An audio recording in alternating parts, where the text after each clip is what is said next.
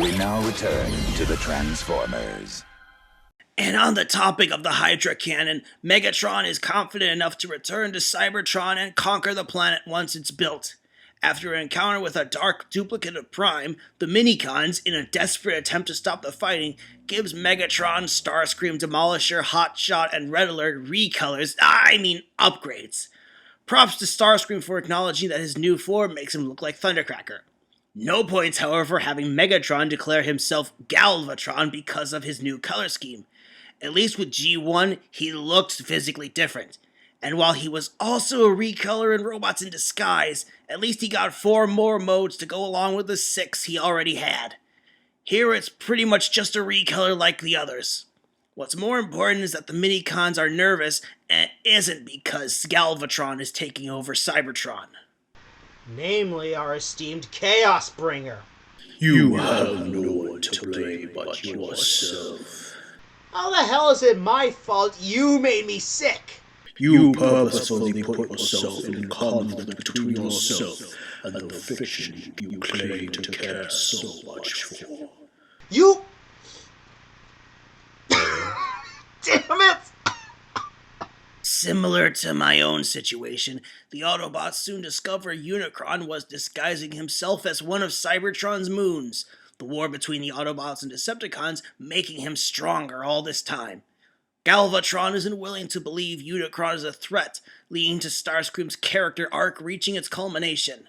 He stands against Galvatron and after getting mortally wounded, decides to show Unicron as a threat after all.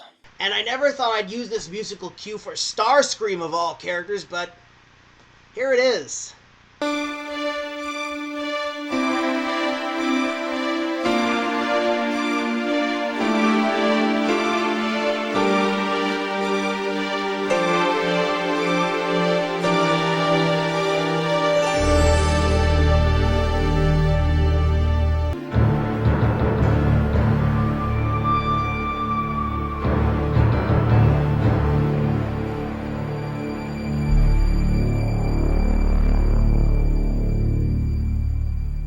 With Starscream's death, the revelation that Unicron is Sideways Master, and likewise is Thrust Master in return, Galvatron reluctantly agrees to an alliance with the Autobots. Also, Galvatron doesn't take Thrust's betrayal well. Galvatron! I didn't mean what I said! Please!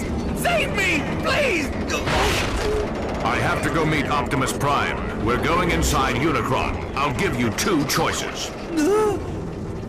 Either I shoot you here and now, or you free yourself and get out on your own. And if you do, there will be nowhere to hide. Galvatron! You can't just leave me here, please! Thrust, if you dare to have dreams of power, you will be consumed by them. Damn, a death that actually sticks, and boy is it horrific. While Hotshot leads the rest of the joint Autobot and Decepticon forces, Prime and Megatron manage to disable Unicron from the inside by defeating Sideways. At which point Galvatron immediately ends the alliance, leading to his and Prime's final fights in the last episode, and I'm not kidding here when it's called...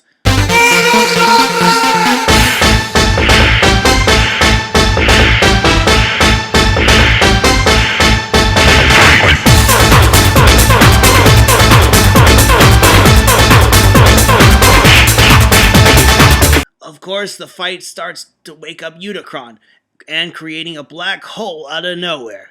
Interestingly, it's Galvatron who sacrifices himself to stop Unicron from waking up, letting himself get sucked into the black hole, calling out to Prime to keep the peace. This is amazingly consistent with his characterization throughout Armada. Yes, he would punish his subordinates for failing harshly, but as far as Megatron was concerned, it was for their own good, making them stronger. Interesting. So Hotshot and Jetfire take the kids back home, the war is over, and Prime now heads off on his own, feeling he's no longer needed. Unfortunately, little do our heroes and former villains realize, Unicron is still alive. You admitted it yourself. As long as hatred exists, so shall I. Yeah. Hatred. An interesting choice of words. One the fan base has felt about Armada for years. And not without reason. There actually is plenty to like, such as Megatron's approach to leadership, Starscream's character development, just about everything Sideways said and did, and then there's Hotshot maturing and growing into his own bot.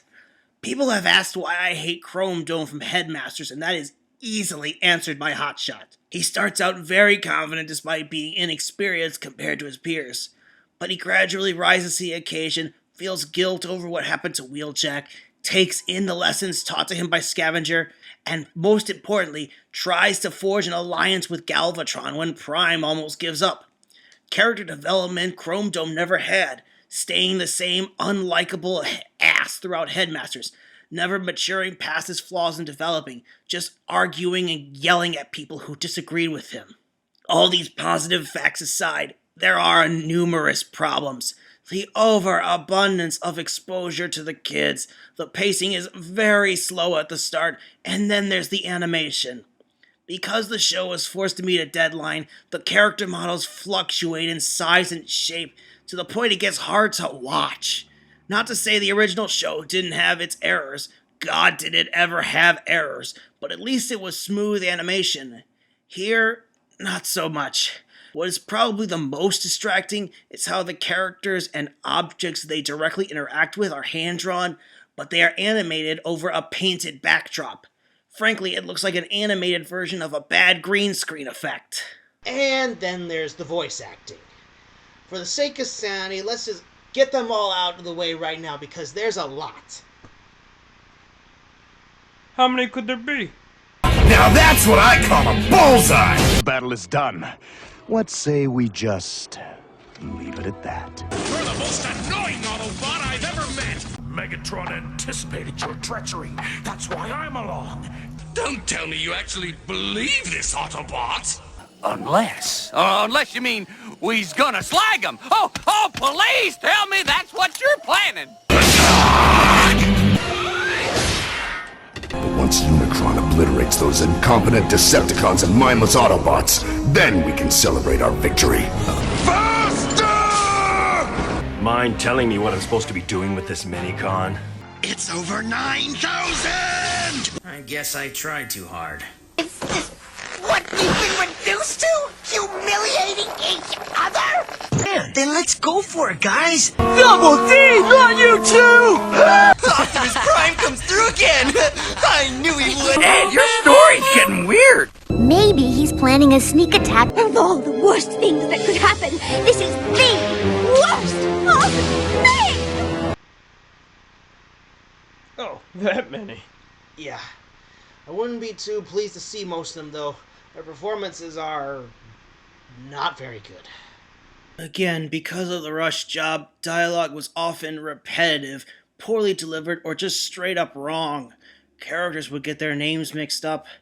The minicons in particular suffered this, or we'd get long run-on sentences. This was probably the worst with the kids. Their dull line delivery combined with animation that gives them less facial expressions than the robots probably is what made their screen time worse than it already was. Partner, you look better. Huh. You're right. And I don't feel like throwing up anymore. German? Of course, it's only a matter of time before he comes back, I guess. I know the risks. But I'm not doing this because of Unicron. I'm doing it because of you. All of you. That's what Werezilla's retrospective is all about. And will remain that way for years to come. And we'll keep jumping forward. Apparently.